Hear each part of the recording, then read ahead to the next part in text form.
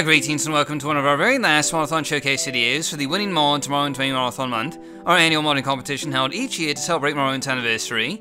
As always, you'll find out the links for today's featured mod, as well as the other last-minute entries of the competition down below in the video description. So let's go ahead and get started with our showcase here. Today we have Loot Well Urned by Pseunomix. And just real quick, I do want to apologise if I mispronounced the name there.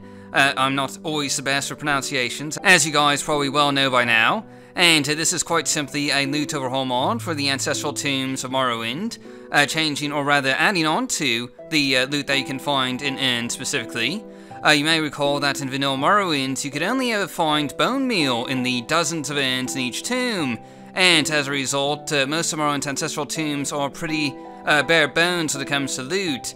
And yes, I do mean that literally, since most of the stuff in tombs is going to be bones. But anyway, the point is that compared to the other dungeons in Morrowind, like Smuggler's Caves, Daedric Ruins, and Dwemer Ruins, the loot in ancestral tombs is kind of forgettable. Which you know is kind of a problem when it comes to dungeon design, because when you see a Smuggler's Cave, or a Daedric or Dwemer Ruin, you know, you get kind of excited because you know there's probably going to be something good in there.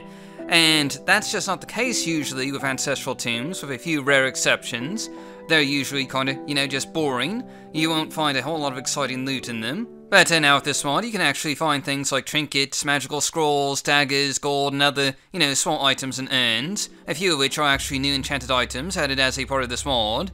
And that said, the added loot here really doesn't, you know, go overboard or anything. And most of the time, you'll still only find bonemeal in these urns here. The level lists being used here are set to have about an 88% chance of finding nothing, so only about 1 in 10 of these urns will actually have some additional loot in them. This keeps the loot fairly balanced, even when compared to other mods that, you know, do something similar. Unlike, you know, Disturb the Dead, plus you don't have to worry about getting killed by a powerful undead minion just for looting an urn with this mod. And now that isn't everything that's new here. This mod also adds new, rather sizable urns to the end of each ancestral tomb, usually with some pretty decent loot included that's unique to that particular tomb.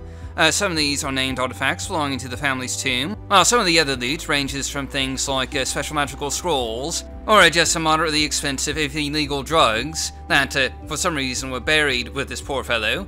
Now, you know, personally, this is a concept I really like because it helps make each tomb feel a bit more unique and rewarding.